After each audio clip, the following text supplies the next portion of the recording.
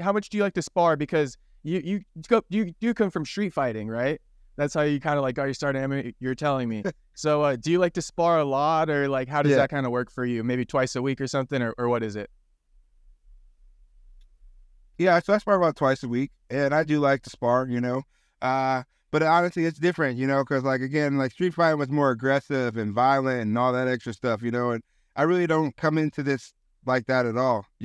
Everything for me is like thought process, right? I know I have the other attributes that come in there. I have those attributes that are going to be a part of me.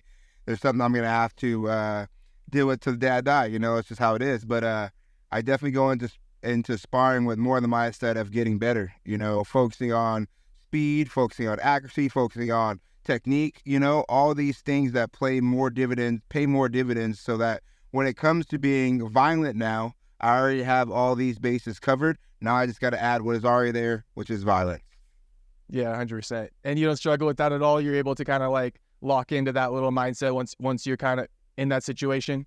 Yeah, so that's something that I have struggled with, I struggled with it back in the past, but I think being a father, being a husband, being a community man, being all these things that add so much more to my life than just the fighter side of it have helped me in a big way to embrace that moment, to embrace that when it's time, when it's time to be more violent, when it's time to do that. So yeah, I don't have any issue with that, and honestly, I haven't had a problem turning on that switch. It's something that I feel like it definitely helps me. If anything, because I was watching some of your older fights, if anything, you mellowed out over the years. Definitely. I definitely mellowed out over the years for sure. It started, again, you get excited at first and then you react and you're like, you go back and you look at it and you're like, is that what I want to look back on? Is that who I want to look back on?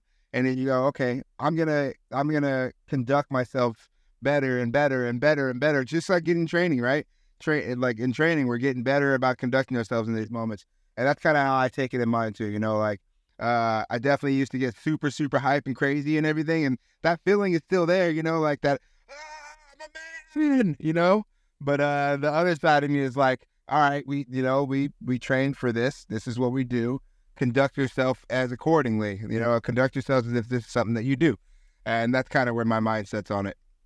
Yeah. The cool thing is you can like look back on yourself. Like you got the videos to see how you're acting a little bit. That's kind of like what I do with the interviews too. I look back on like the interviews and then like each one that you do, you kind of like have little takeaways. So I hear what you're saying there. Absolutely. Absolutely. I could definitely dig that.